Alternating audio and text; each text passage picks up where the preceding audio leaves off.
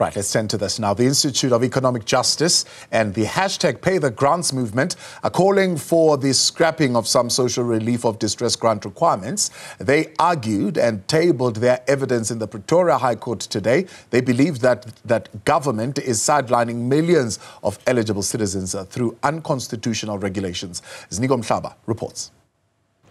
Two social justice groups are accusing the South African government of strategically sidelining millions of South Africans from accessing the social relief of distress grant. The first set of issues are specific regulations that we submit constitute barriers for eligible persons to access the grant. So these are regulations that are keeping people who ought to be getting the grant from doing so. The second set of issues, my Lord, concern the grant value and the income threshold, the means threshold. The grant value currently being set at 370 Rand and the means threshold at 624 Rand. Applicants told the court that the impact of the current regulations have been devastating. What I would draw your attention to, my Lord, is in particular the last two columns of that table. The last two columns being paid as a percentage of approvals and number of applicants approved but not paid.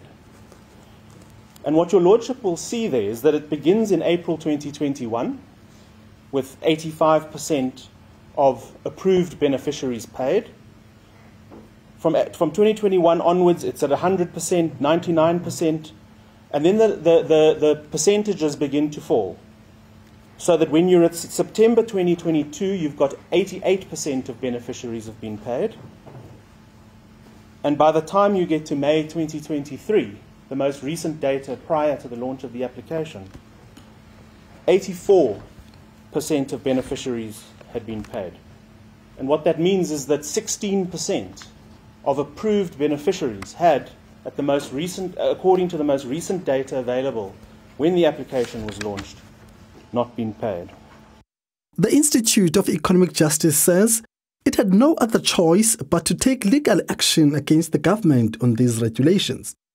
In general, we've had positive engagements with DSD and SASSA prior to the launch of this case. Unfortunately, those concerns weren't acted on, and we were really forced to bring this in the form of the case because we felt that despite the positive tone of the engagement, the underlying problems weren't being rectified.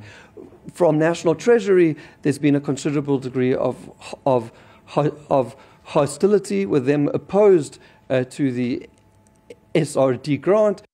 The National Treasury and the Social Development Department will table their arguments on day 2 of the hearings. For Newzroom Afrika on Channel 405, I'm Ziniko Mhlaba in Pretoria.